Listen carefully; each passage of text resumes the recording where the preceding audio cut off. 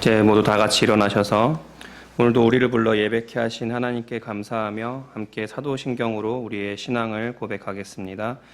나는 전능하신 아버지 하나님 천지의 창조주를 믿습니다. 나는 그의 유일하신 아들 우리 주 예수 그리스도를 믿습니다. 그는 성령으로 잉태되어 동정녀 마리아에게서 나시고 본디오 빌라도에게 고난을 받아 십자가에 못 박혀 죽으시고 장사된 지 사흘 만에 죽은 자 가운데서 다시 살아나셨으며 하늘 오르시어 전능하신 아버지 하나님 우편에 앉아 계시다가 거기로부터 살아있는 자와 죽은 자를 심판하러 오십니다. 나는 성령을 믿으며 거룩한 공교회와 성도의 교제와 죄를 용서받는 것과 몸의 부활과 영생을 믿습니다. 아멘.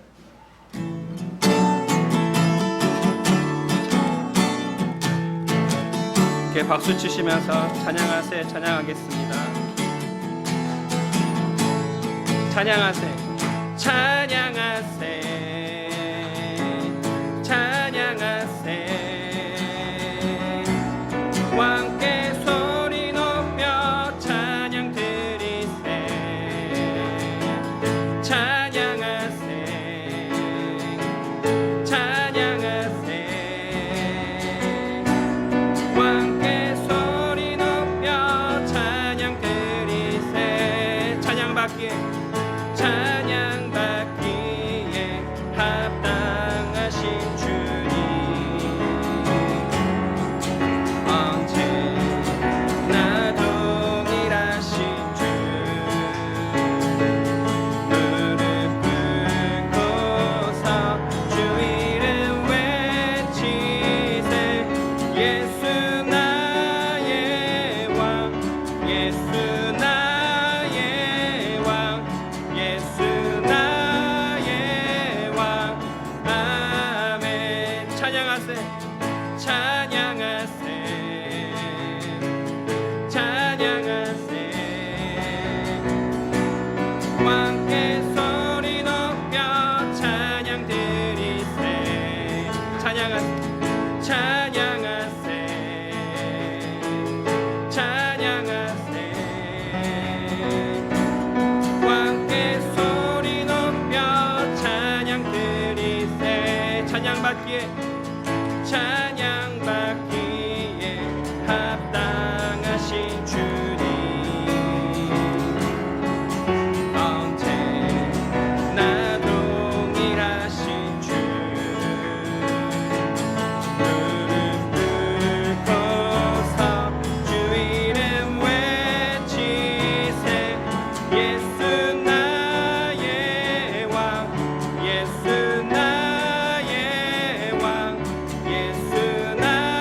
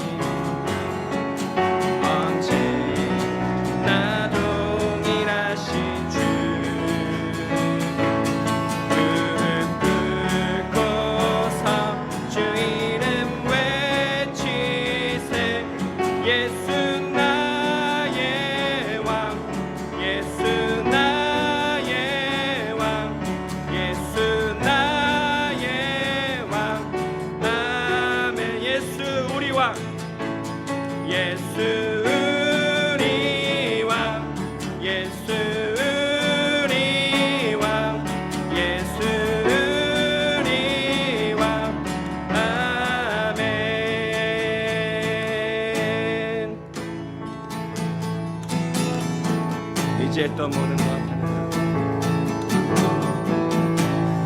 의지했던 모든 것 변해가고 억울한 마음은 거듭하네 부끄럼 없이 살고 싶은 맘 주님 아시네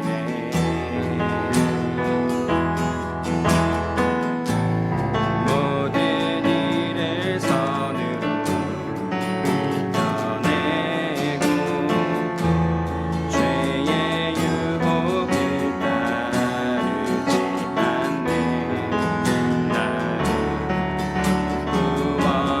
구원하신 영원한 그 사랑 크신 그네 날 붙드시네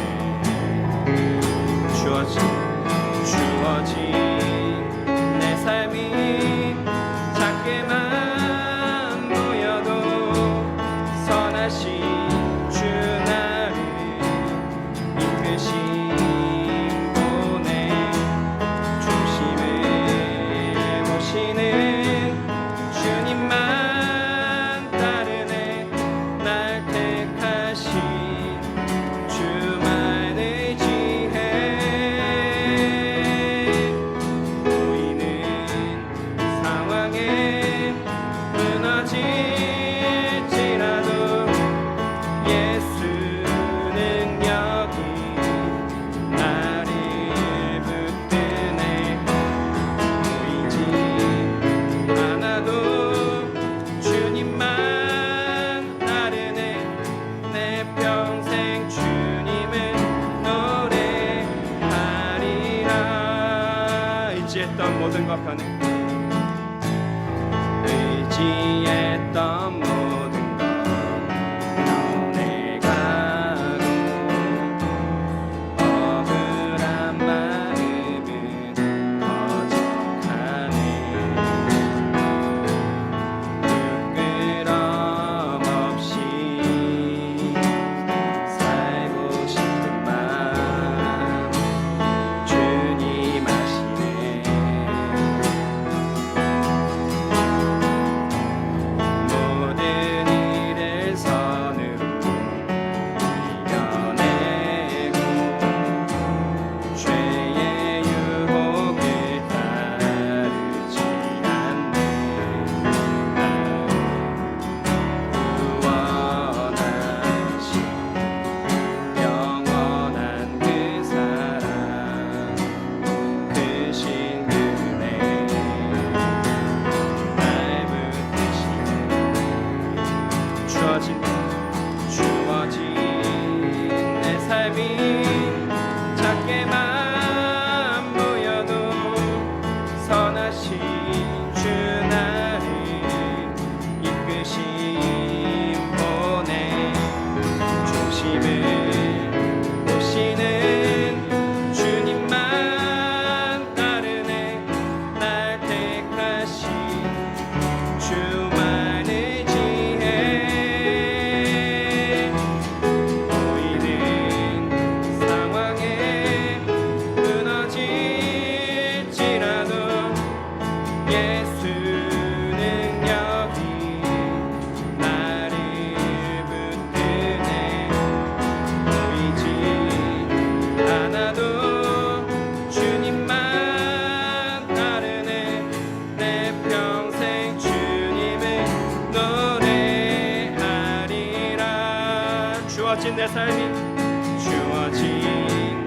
내 삶이 작게만 보여도 선하신 주 나를 이끄신 분의 중심을 모시는 주님만 따르네 날 택하신 주만 의지해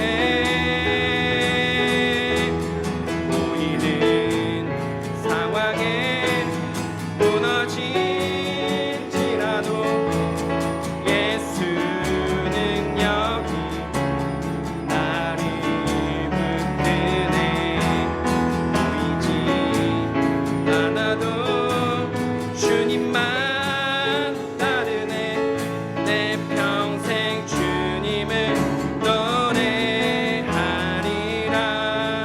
주어진 내 삶이 주어진 내 삶이 작게만 보여도 선하신 주 나를 이끄심 보내 중심을 보시는 주님만 따르네 날 택하신 주만을 지혜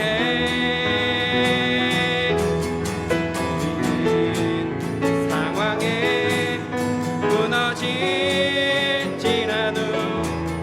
예수 능력이 나를 붙드네 보이지 않아도 주님만 따르네 내 평생 주님을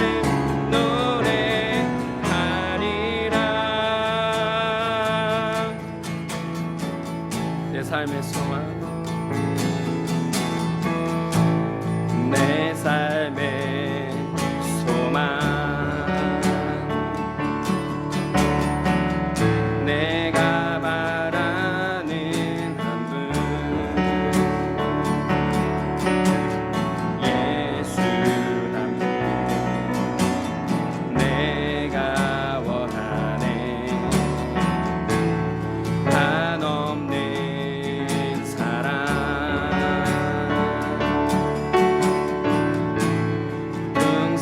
풍성한 긍휼 예수 닮기 내가 원하네 예수 닮기를 예수 보기를 예수만 높이길 내가 원하네 내 평생 소원 예수 닮기를 예수만 닮기를 내가 원하네 온유하시고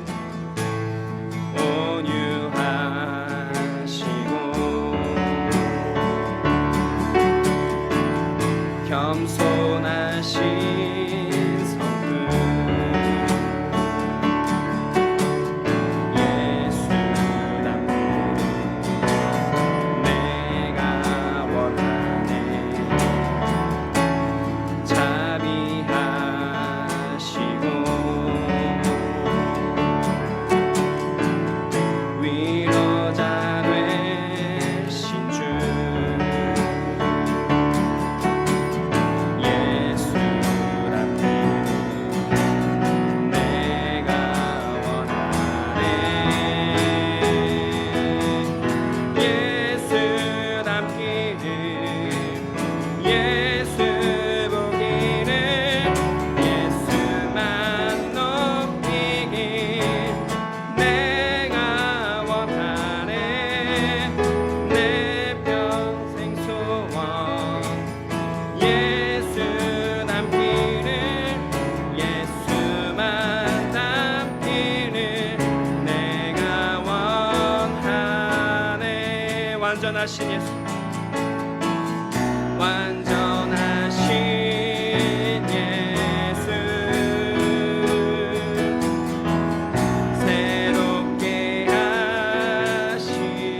하시네 연약한 내 영혼 온전하게 회리 예수 닮기 예수 닮기를 예수 보기를 예수만 높이길 내가 원하네 내 평생 소원 예수 닮기를 예수만 닮기를 내가 원하네 예수 닮기를 예수 닮기를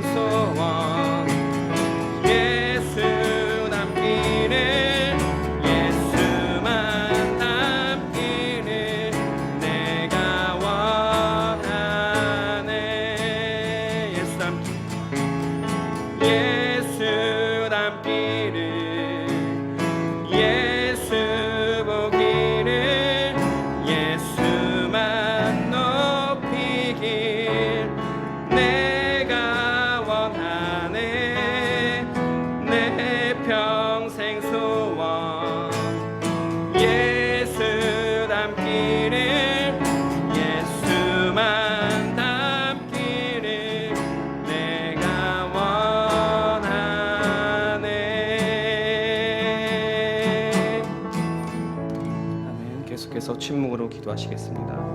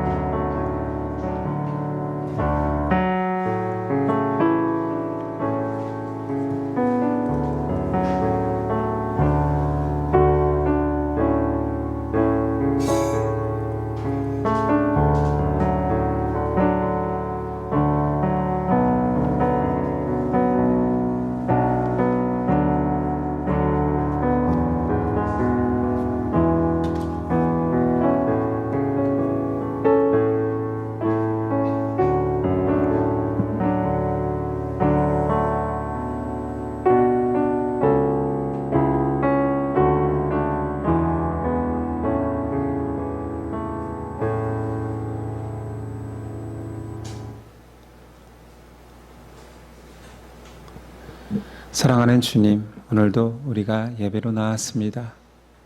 하나님이 귀해서, 하나님이 고마워서 도 있겠지만 하나님이 예배 받으시길 원하고 우리의 주인이시기에 당연히 나왔습니다. 이 당연한 자리가 어떤 이에게는 기적과 같은 자리요, 어떤 이에게는 너무나 어려운 자리이겠지만 우리는 자연스럽게 이 자리로 다시 나올 수 있는 은혜 주심에 감사합니다. 한 주간을 돌아보건대 우리가 얼마나 사랑했습니까? 예수님 닮은 사랑을 기대하지도 않습니다. 오히려 미워하지는 않았습니까? 우리를 용서하여 주시고 예수님 닮은 모습으로 한 발짝씩 한 발짝씩 닮아갈 수 있도록 도와주시옵소서.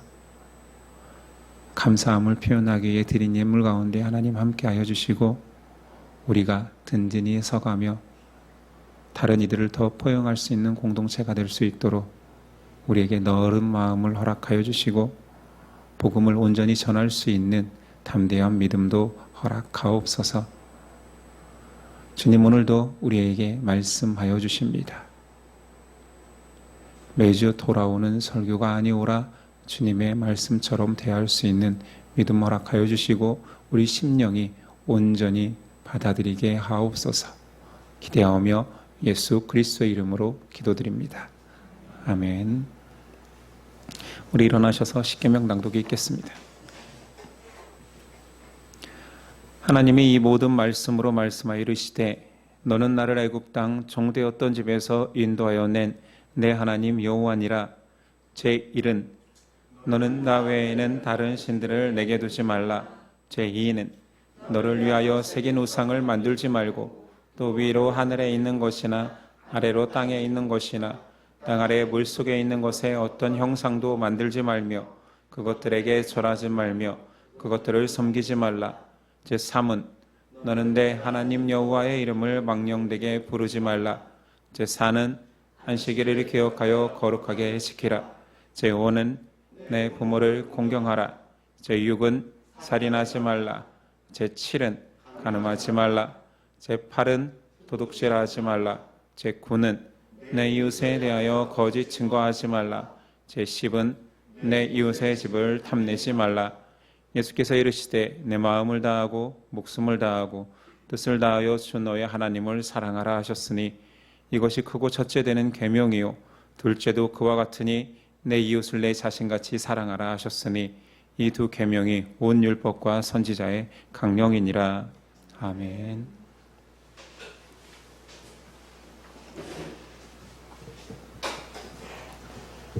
오늘 우리에게 주시는 하나님의 말씀은 누가복음 9장 46절로 56절까지입니다.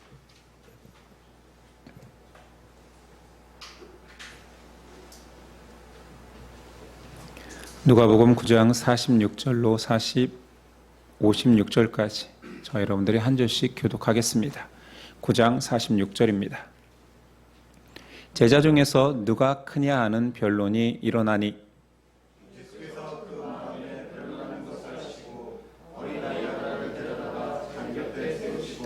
그들에게 이르시되 누구든지 내 이름으로 이런 어린아이를 영접하면 곧 나를 영접함이요 또 누구든지 나를 영접하면 곧 나를 보내신 이를 영접함이라.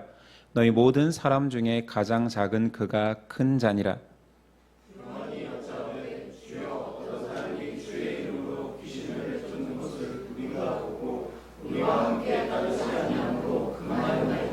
예수께서 이르시되 금하지 말라. 너희를 반대하지 않는 자는 너희를 위하는 자니라 하시니라.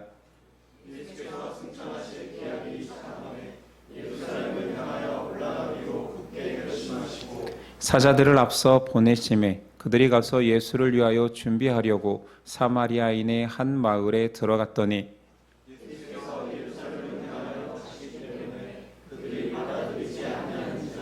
제자 야고보와 요한이 이를 보고 이르되 주여 우리가 불을 명하여 하늘로부터 내려 저들을 멸하라 하기를 원하시나이까. 함께 읽습니다. 함께 다른 마을로 가시니라. 아멘. 오늘 말씀의 제목은 제자 되기 힘든 이유.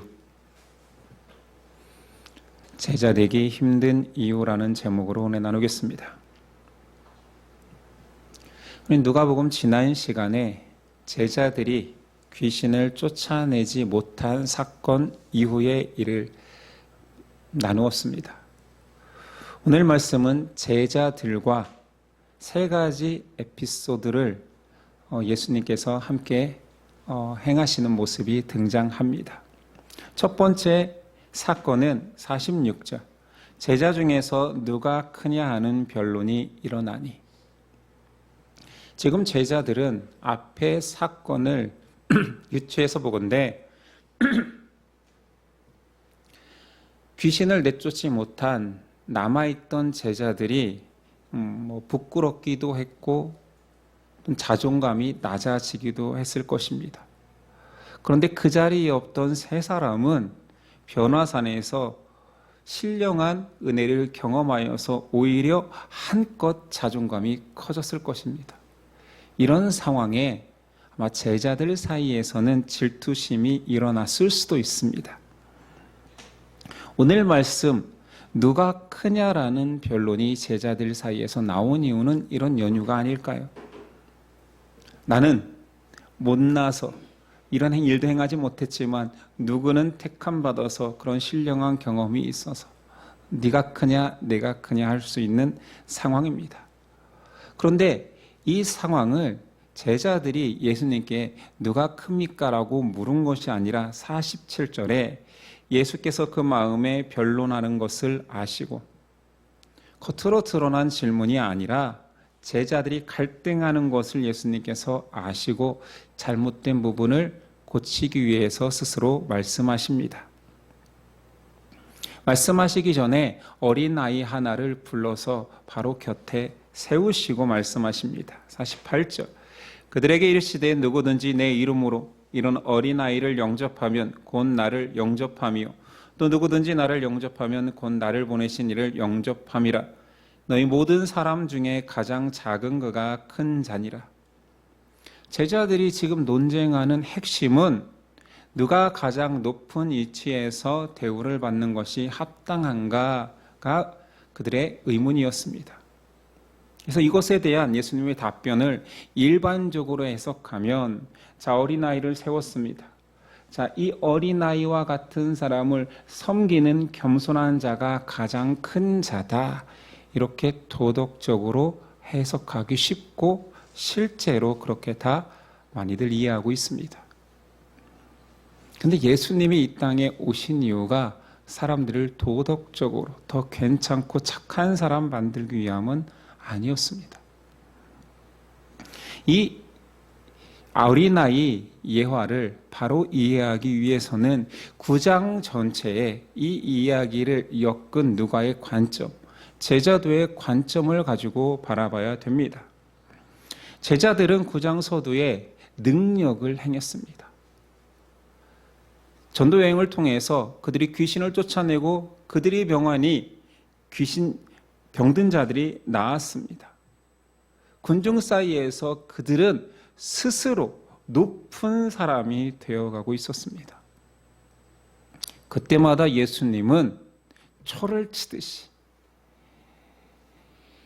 나는 고난을 통해 죽을 것이라고 말씀하십니다.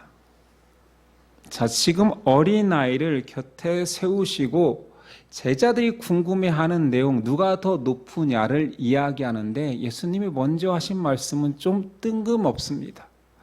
자, 이 어린아이 있잖아. 너희가, 그리고 지금 이 시대가 정말 하찮게 여기는 존재인 이 어린아이가 바로 나다라는 말부터 시작하십니다. 당시의 어린아이가 느껴지는 상징성은 뭐였을까요? 가장 미천한 사람입니다. 무가치하고 무기력한 존재의 대명사지요. 이스라엘은 심지어 사람 수를 셀 때 어린아이와 여자는 제외시킬 정도였습니다. 고대 사회에서 생존의 관점에서 어린아이라는 존재는 노동력은 없는데 소비만 하는 존재입니다.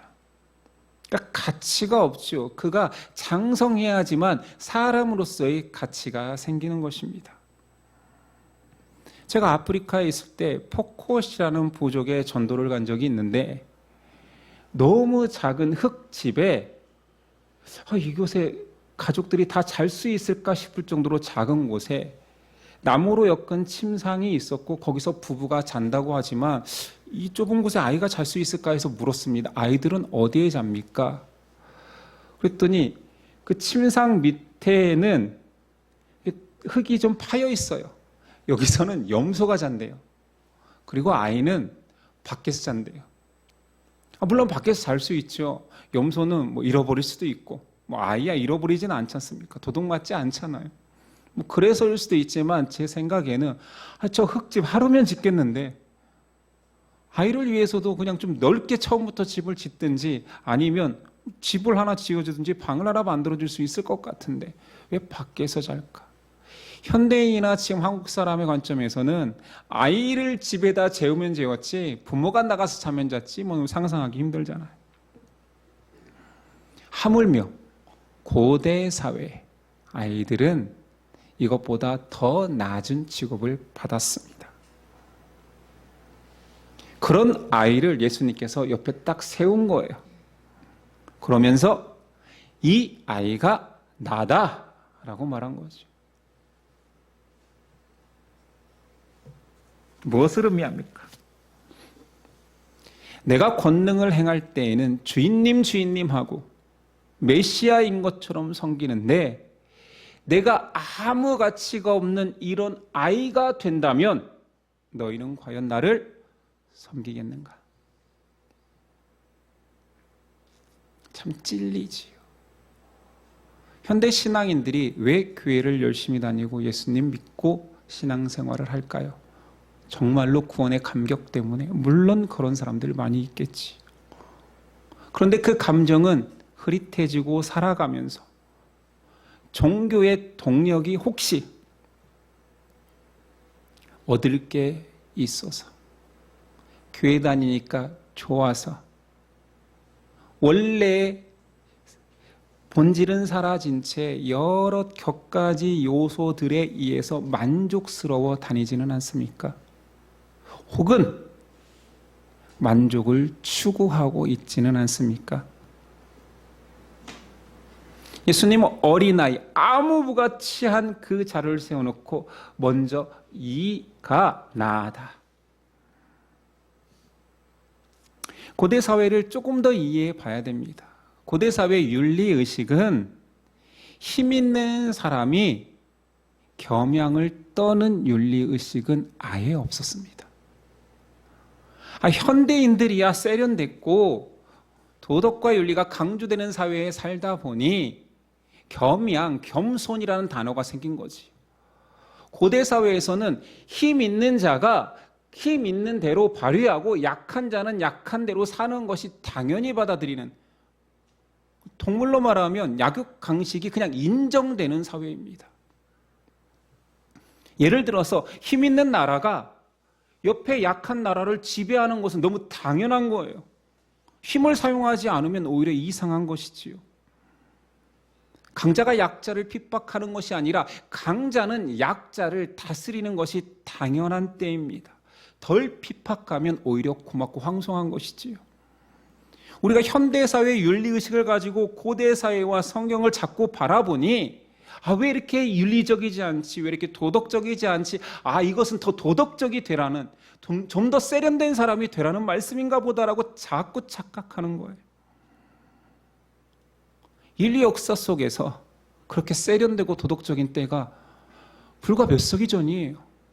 한번 생각해 보십시오. 우리나라에도 몇백 년 전에, 200년 전에는 다 노예가 있었어요. 사람이 사람을 종으로 부렸다니까요. 생사여탈권을 사람이 가지고 있었다니까요. 그게 전 세계 현상 아니었습니까?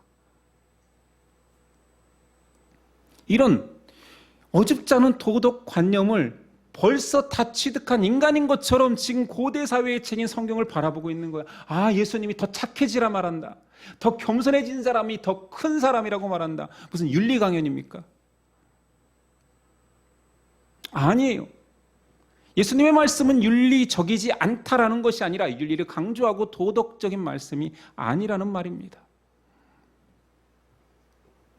내 자식도 아닌 그 당시에 정말 물건과 같고 재산과 같은, 그것도 큰 재산도 아니에요. 가치 있는 재산도 아닌 어린아이 옆에 있는, 저 돌쇠야 일로 와봐. 그걸 딱 세워놓고 니네 지금 한껏 높아져 있지. 내 제자에 대한 자부심으로 가득하지. 자, 이 어린아이, 하찮은 아이 섬기고 영접할 수 있어? 말이 됩니까? 힘 있는 어른이 왜 그 미천하고 약한 어린이 앞에 수구립니까? 그건 비상식적인 것을 이야기하는 거예요. 그러니 겸손하면 믿음이 생긴다가 아닌 거예요. 겸손하면 하나님이 인정하신다 그런 거 아니에요. 물론 제자들은 크고 작음이 어떤 요소에 의해서, 어떤 헌신에 의해서 있을 거야라는 그런 논쟁을 하고 있었지만 예수님은 그걸 완전히 뒤집어 엎는 답변을 하는 겁니다. 더 겸손하라는 것이 아니라 너희가 겸손할 수 있는 유일한 방법은 믿음으로만, 이 어린아이 같이 아무 소용없는 무력한 나일지라도, 고난받는 예수일지라도, 너에게 좋은 것들, 세상 가치를 주지 않는 나일지라도 영접할 수 있는 믿음의 큰 사람이 될 수 있다. 이 말씀을 하시는 겁니다. 물론 결과적으로는 믿음은 겸손한, 예수님 닮은 겸손을 가지게 됩니다. 그런데 전제가 뭐예요? 믿음으로 말미암아 그 작은 십자가를 져야 할, 죽어야 할 예수 그리스도를 받아들일 때 예수님 닮은 겸손이 나온다입니다. 우리는 흔히 믿음을 떠올릴 때 크고 어마어마한 것을 믿어야지만 믿음이 크다라고 생각해요. 아니요, 예수님은 반대로 이야기합니다. 작고 미천한 그것도 믿을 수 있겠느냐? 핍박도 고난도 낮은 자의 자리도 받아들일 수 있는 그 믿음이 있느냐 묻고 있습니다. 작은 것을 믿을 때 진짜 믿음인 거지요. 두 번째 에피소드입니다. 49절. 요한이 여짜오되 주여 어떤 사람이 주의 이름으로 귀신을 내쫓는 것을 우리가 보고 우리와 함께 따르지 아니함으로 금하였나이다. 그러니까 요한이 뭔가 잘했다라는 거 스승한테 자랑하듯이 이야기하는 거예요. 저 사람이 예수님 제자가 아닌데 귀신을 내쫓아서 제가 가서 금지시켰습니다. 아니, 앞서 예수님의 제자들은 축기에 실패했잖아요. 그런데 예수님 제자 아닌 자들이 지금 축기에 성공했으니 금했다라는 표현입니다. 내용은 다르지만 앞의 질문, 누가 크냐와 동일한 주제 아닙니까? 제자들은 여전히 교만과 욕망이 이 대답 속에서 드러나고 있습니다. 어떤 마음이요? 아니, 저 제자도 아닌 것들이 감히 능력을 행한다고? 이런 마음이 있는 거잖아요. 이것이 요한만의 생각이 아니에요. 말씀에 정확히 보면 우리가 보고 우리가 했다고 하잖아요. 아직도 제자들은 높아진 자만심과 욕망을 감추지 못하고 있습니다. 믿음이 성숙한 자들은 사역을 자랑하지 않습니다. 명함의 적을 이것도 하고 이것도 하고 이런 직함을 계속 나열하지 않습니다. 미숙한 자일수록 자기가 했던 일들을 자랑해요. 그 일로서 자신을 증명하고 싶은 거죠. 왜냐하면 자기가 작기 때문에, 존재가 작기 때문에. 또는 다른 이들이 나는 그것을 했는데 저 사람은 왜 저것을 안 합니까? 라고 비난합니다. 흔히들 저 사람 왜 성경 안 읽어요? 저 사람 왜 기도하지 않아요? 그 말은 뭐예요? 나는 지금 성경 읽고 있고 나는 지금 기도한다라는 표현이잖아요. 지금 제자들이 그 짝입니다. 제자됨을 기뻐하는 것이 아니라 제자직을 기뻐하고 있습니다. 예수님이 가짜 신앙인이라고 고발했던 유대 사회에서는 영적 권위로 항상 가장 높은 자리에 있었던 바리새인을 지금 제자들이 똑같이 따라하고 있습니다. 영적 권위를 가진 것처럼, 높아진 것처럼. 권위, 권력이라는 것이 참 얼마나 이중성을 가지는지 처음 깨달은 곳은, 죄송합니다 자매들한테는, 군대입니다. 모든 남성들이 신병일 때에는 그렇게 처절하고 낮은, 아니 사회에서도 저렇게 못났을까 싶을 정도로 신병 때는 정말 모든 남자가 바보스럽습니다. 그렇지 않나요? 내가 이렇게 못났었나? 라는 자괴감이 들기도 하죠. 제가 놀란 것은 더 바보스러운 자들이 있잖아요. 개 중에는. 군대 생활 정말 힘들어하는 사람들이 있잖아요. 고문관이라고 하는 사람들이 어찌됐든 곳곳에 포진되어 있잖아요. 그런데 그들이 짧은 순간 또 고참이 돼버리니 무섭게 돌변합니다. 정말 참을 수 없는 존재의 가벼움이지.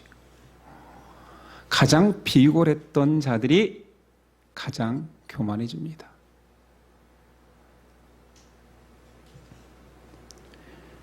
제자들의 모습을 보며 예수님 말씀하십니다. 50절. 예수께서 이르시되 금하지 말라. 너희를 반대하지 않는 자는 너희를 위하는 자니라 하시니라. 예수님 확실하게 말하죠. 돌려 말하지도 않습니다. 예수님은 하나님의 사역을 너희들 자존심 싸움으로 바꾸지 마. 왜 너희는 너희 편만 들기에 급급하니? 네 편 아니면 적이야? 왜 하나님의 사역보다 네 편 만드는 것이 더 중요한데? 예수님은 편가르기보다 하나님 나라를 위해 무엇을 하느냐가 더 중요함을 간결하게 말씀하셨습니다. 또다시 제자들의 교만과 유치함이 폭로됩니다. 세 번째 에피소드. 예수님과 제자들이 이제 이스라엘 북쪽에 있는 갈릴리 사역을 마치시고 남쪽에 있는 예루살렘으로 내려오는데 그 딱 중간에 사마리아라는 도시가 있습니다. 사마리아는 예전에 이스라엘이 북이스라엘과 남유다로 나누어졌을 때 북이스라엘이 통치하던 땅입니다. 북이스라엘이 바벨론의 아수르에 멸망했을 때 아수르가 편 정책은 민족 혼합 정책이었습니다. 그래서 이방인들을 그 땅에 살게 하면서 피를 섞고 종교를 섞어버렸습니다. 그것을 안 남유다 사람들은 더 이상 북이스라엘 사람들, 사마리아 지역에 사는 사람들을 유대인 취급하지 않았습니다. 훗날 남유다도 멸망하여서 바벨론의 포로로 끌려가고 그들이 다시 예루살렘으로 귀환했을 때에 예루살렘 성벽과 성전을 재건하는 일에 사마리아 사람들이 우리도 돕겠습니다 하고 찾아왔을 때 거절했습니다. 너희가 왜? 이방인이 왜 우리 성전에 손을 대? 하면서 거절했지. 그 이후부터 이스라엘 사람들, 사마리아 사람들도 이스라엘 사람들인데 정통 유대인들은 사마리아 사람들 성전 출입을 금지시켰습니다. 그들이 그래서 어쩔 수 없이 그리심산 그곳에 성전을 짓고 따로 예배 드렸지요. 이런 상황이니 정통 유대인은 사마리아 유대인들을 개취급했고 사마리아 사람들은 적개심에 유대인들이 그 땅 밟는 것을 허락하지 않았습니다. 이제 이해가 되시죠?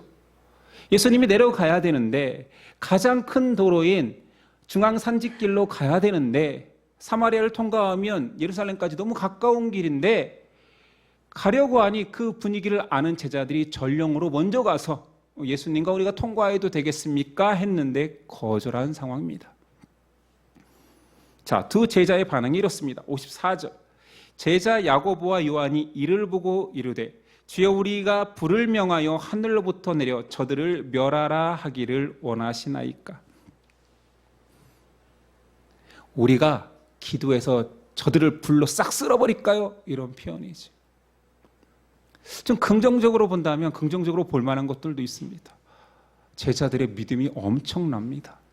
기도하면 불로 쓸어버릴 자신이 있는 거예요. 또 하나는 예수님의 길을 막어 이 못된 녀석들, 예수님의 길을 내가 평탄케 하겠다라는 충성심이 대단합니다. 그러나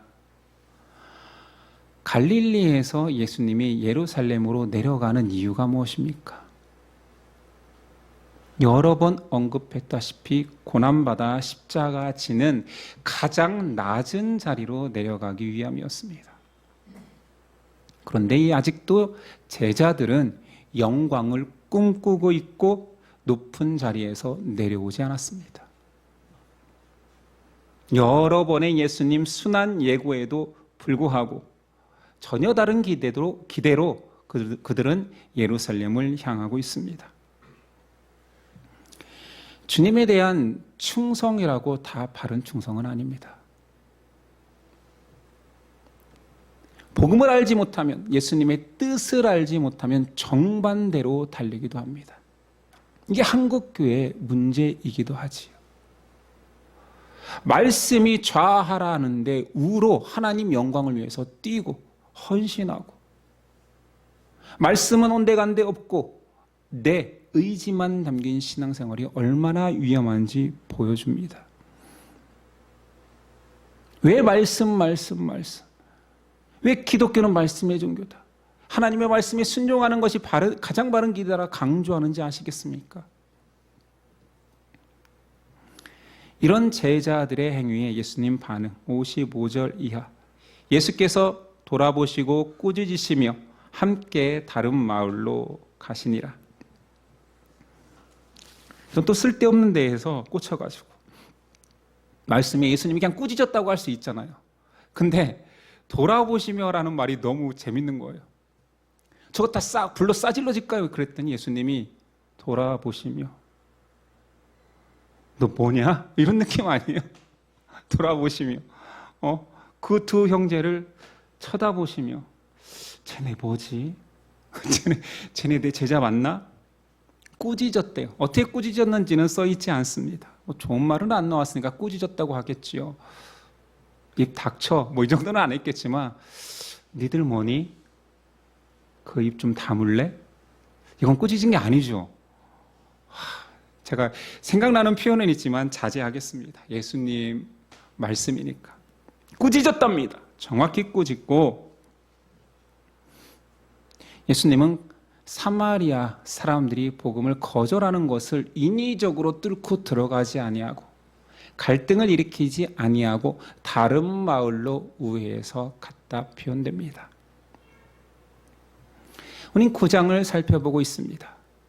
9장 서두에는 둘씩 짝지어서 전도여행을 떠난 그들이 성취감, 놀라운 권능 앞에 그들도 놀라고 사람들도 놀라고 예수님의 환대를 받습니다. 제자들이 얼마나 제자된 것을 즐거워하고 자부심을 느끼고 사람들이 존경해지고 우쭐해지고 그랬겠습니까? 근데 그 이후로 모든 내용이 제자들을 비난하는 내용입니다. 왜요? 아니 제자들 격려만 해도 그 길 잘 안 가려고 그러는데 왜 성경은 구태여 한 번 칭찬해놓고 그 다음에 싸그리 계속 비난하고 못나고 추한 모습만 들추고 있습니까? 이쯤 되면 제자들도 제자도를 따르기 힘든 지경입니다.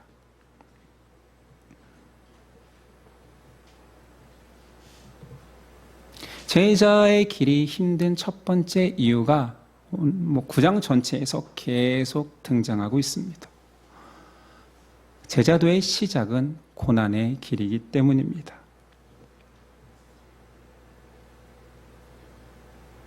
스승 예수님께 온전히 주님이라고 고백했을 때 그들은 학위를 받은 거예요. 아, 이제 너는 제자구나. 그 전까지는 그냥 수연생이었던 거지. 학위를 받자마자 첫 번째 한 말은 나는 죽을 거야.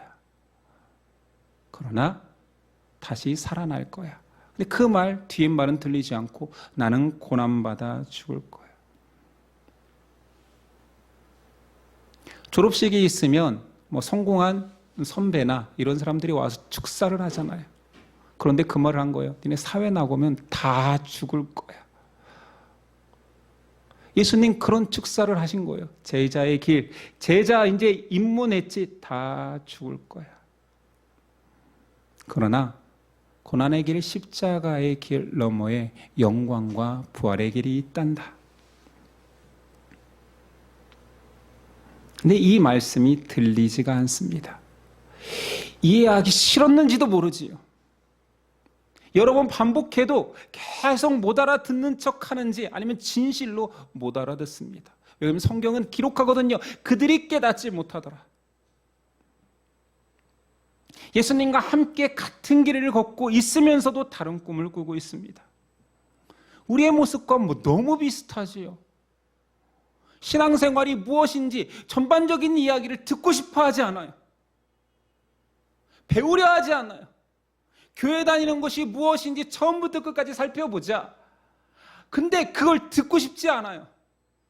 복됩니다. 축복됩니다. 하나님이 놀라운 영광으로 당신과 함께 할 것입니다. 형통할 것입니다. 근데 그것만 듣기를 원해야 하고 그 다음부터가 더 중요합니다. 본질이 여기 있습니다 하는데 귀를 딱 막기 시작하는 거예요. 제자가 똑같잖아요. 말해봤자 안 들어가요. 난 그건 관심 없고 성경을 읽지만 취사 선택해서 읽습니다. 말씀을 택해도 복받는다, 좋다, 형통하다, 다 해결될 거야, 기도는 능력이야, 이런 말씀에만 다 집중하고 그 설교만 좋아합니다. 신앙으로 살면서 낮아져라, 고난의 십자가 길을 걸어라, 벌써 클릭한 것도 다시 다 닫을 지경입니다. 누가 듣습니까? 누가 좋아합니까? 그런 말을. 듣고 싶은 성경, 듣고 싶은 설교, 듣고 싶은 권면, 그런 것만 듣지요. 교회 다니는 것이 왜 힘듭니까? 그게 당연한 거야 라고 말하면 이게 당연하다고요? 그럼 전 다른 교회 갈게요. 다른 교회는 즐겁다는데요.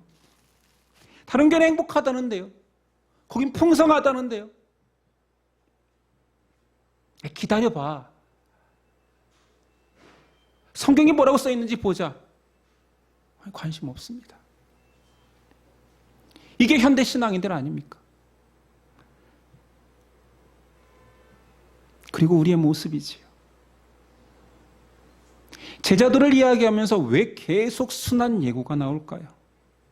너무 밀접한 관련이 있기 때문인 거예요. 제자도 이퀄 순환 예고. 왜냐하면 제자의 길이 십자가의 길이기 때문에. 시작이 그거야. 그거 아닌 제자도는 없거든. 그러니 받아들이고 힘들어합니다. 제자들조차 너무 힘들어합니다. 꽃길이 아니라 가시밭길이라 하니 못 알아듣습니다.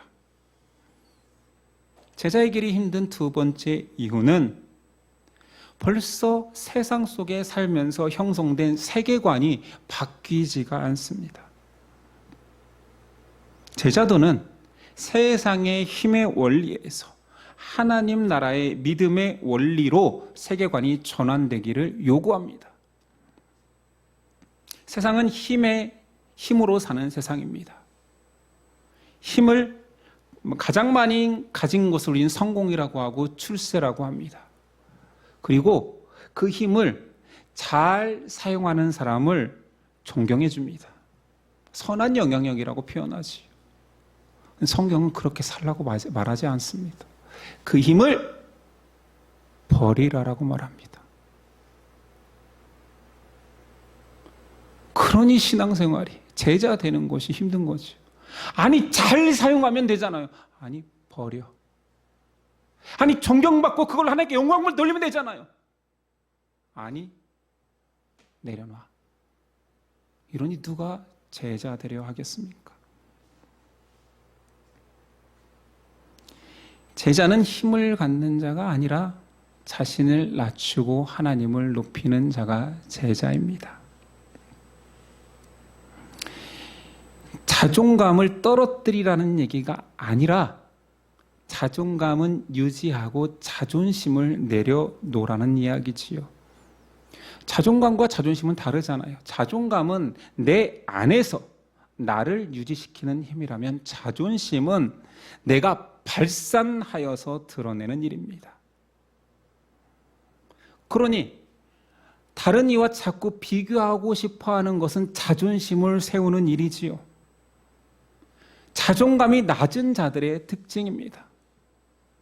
그런데 이것을 구분하지 못하고 저에게 신앙 좋은 척 다 하면서 지 입으로 저는 원래 자존심이 강한 사람입니다 라고 말하는 사람도 있었어요.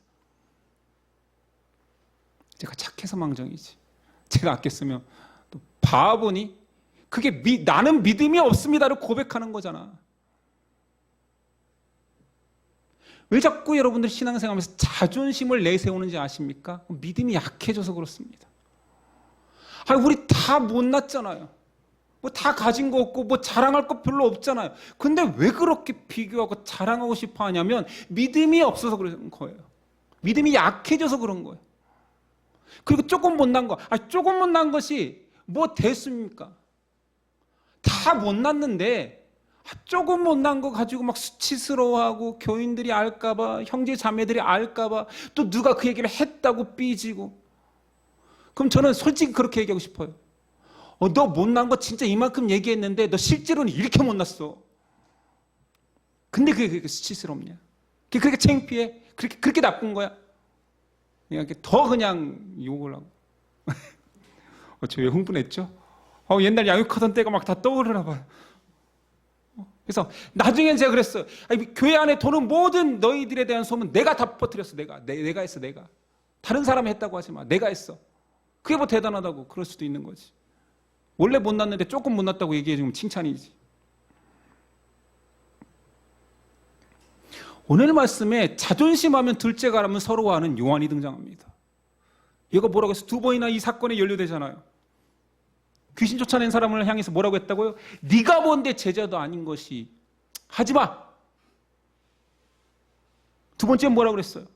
사마리아 사람들 예수님 가는 길 막았다고 해서 저것들 싹 불러 싸질러 죽여버릴까요? 그래서 별명이 마가는 써놨어요. 별명을 우레의 아들, 천둥 같은 자존심의 사나이. 그 요한이잖아요. 근데 그 요한이 성경 뒷부분에 있는 요한 1, 2, 3서를 쓴 요한이라고 하면 깜짝 놀랍니다. 진짜 거짓말하지 마요. 이 우레의 아들이었던 이 싸가지 없는 말을 막 뱉어내고 사람들 죽여버릴까 했던 그 요한이 맞습니까? 뒤에 가면 요한 1, 2, 3서 사랑의 서신, 하나님은 사랑이시라, 서로 사랑하라. 사람들이 이해를 못하는 거예요. 그 요한 맞냐고. 세례 요한이야겠죠. 아니야, 사도 요한 맞아. 그래서 별명이 사랑의 사도입니다. 성경에 별명이 2개 나온 사람이 정말 처음이에요. 우레의 자식, 천둥 같은 사나이. 욕이죠, 사실은. 그런데 사랑의 사도로 바뀝니다. 이게 복음의 능력입니다. 이게 제자됨입니다. 믿음으로 사람이 180도 변하지요. 요한만 그렇습니까? 요한은 말만 했지 행동으로 자존심을 세운 사람이 있잖아요. 베드로. 예수님을 잡으러 온 군병들 앞에 칼을 들고 나타나서 가만히 있지도 않고 귀를 베버렸던 베드로. 우리를 마고 예수님이 어떤 존재인데 우리가 그들의 제자인데 가장 앞서 나가서 자신을 높이려 했고 힘을 사용을 했던 베드로. 그를 향하여서 예수님 말씀하십니다. 마태복음 16장 23절이야. 예수께서 돌이키시며 베드로에게 이르시되 사탄아 내 뒤로 물러가라. 너는 나를 넘어지게 하는 자로다. 네가 하나님의 일을 생각하지 아니하고 도리어 사람의 일을 생각하는도다 하시고, 이에 예수께서 제자들에게 이르시되 누구든지 나를 따라오려거든 자기를 부인하고 자기 십자가를 지고 나를 따를 것이니라. 오늘 말씀의 정답이죠. 왜 높아지려고 하는데? 왜 힘을 사용하려고 하는데? 왜 너는 능력자가 되려 하는데? 믿음으로 사는 것은 오히려 힘을 빼는 거다. 가진 능력을 내려놓는 거다. 능력을 추구하지 마라. 우리 찬양은 많이 하잖아요. 약할 때 강함 대신에.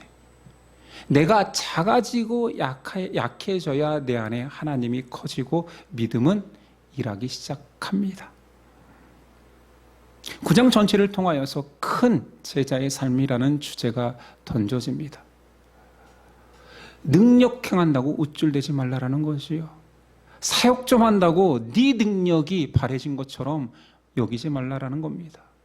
사람을 향하여서 네가 더 높은 척도 하지 말라 합니다. 제자가 되고 싶다라면 오히려 낮은 곳으로 가라. 십자가의 길을 걸으라. 죽음 이후에 부활이 있고 십자가 이후에 영광이 있다 말합니다.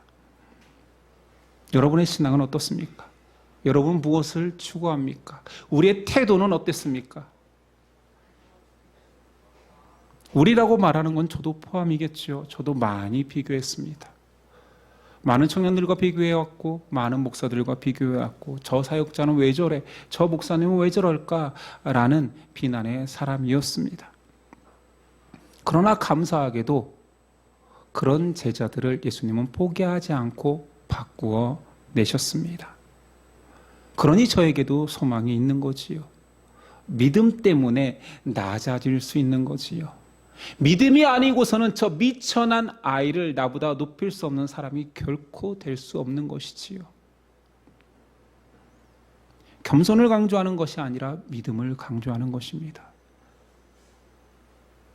가장 낮은 자리에 있던 죽어버린 예수조차도 사랑하게 만드는 그 믿음을 소유해야 됩니다. 제가 청년 전도사 때 하도 제자 되라 하니까 한 청년이 저한테 이런 질문을 했습니다. 전도사님, 왜 전도사님은 제자가 아니면 천국에 못 갈 것처럼 얘기하십니까? 제자 아니면 천국 못 갑니까? 라고 묻길래 제가 아니, 제자 강조하지 않아도 천국 가. 그런데 예수님이 천국 가는 것을 가르쳐 주기 위해서 오시며 제자들을 가르쳤다라면 그 제자도를 묵상하고 최대한 따라가려고 하는 것이 가장 바르고 안전하지 않을까? 이렇게 대답했던 기억이 있습니다. 사복음서 이후에는 제자라는 말도 사용하지 않습니다. 성도로 바뀌지요. 왜 제자 되어야 됩니까? 제자의 길은 힘든 길입니다. 아무도 찾지 않는 길입니다. 좁은 문입니다. 그런데 왜 제자 되라고 할까요? 힘들지만 가장 안전한 구원받는 길이기 때문입니다. 우리 제자를 끝까지 포기하지 않고 꿈꾸는 저와 여러분 됐으면 좋겠습니다. 기도하겠습니다. 주님 보시기에 기뻐하는 제자 되고 싶습니다. 세상 가치에 잠식되지 아니하고 말씀에 세상 가치를 깨뜨리며 예수님 제자 다음으로 살아가고 싶습니다. 믿음 주옵소서.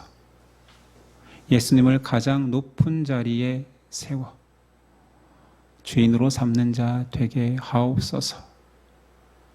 권능과 기적을 행하는 예수님을 추앙하기보다 십자가를 지신 예수님 또한 가슴 절절히 사랑하고 나도 예수님 길을 따르겠습니다 고백하는 제자 되게 하옵소서. 우리를 불러 이끌어 주시 예수 그리스도의 이름으로 기도드립니다. 아멘. 일어나서 결단 찬송하겠습니다.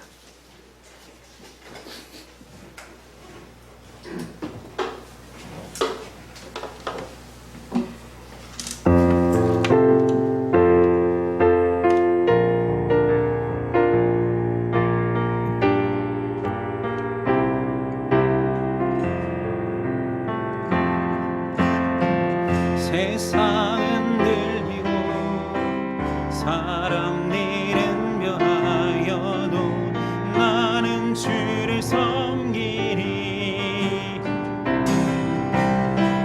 주님의 사랑이 영원히 변하지 않네. 나는 주를 신뢰 오직 믿음으로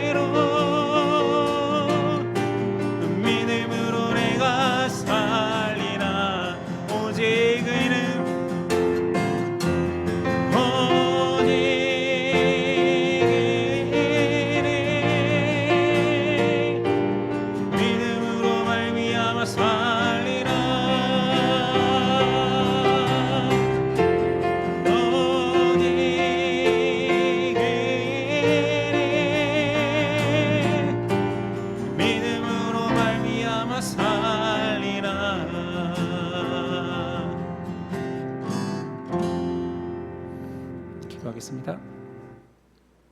이제는 우리 주 예수 그리스도의 그 큰 은혜와 아버지의 사랑과 성령의 교통하심이 제자의 길을 걸어내겠습니다. 우리를 도우소서 고백하는 저와 예심 형제 자매 가운데 지금부터 영원까지 함께 하시기를 간절히 축원하옵나이다. 아멘.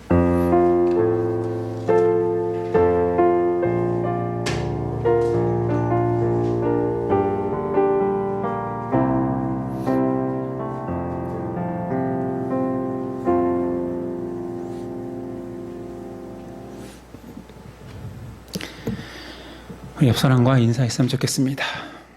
내가 예수님의 제자입니다.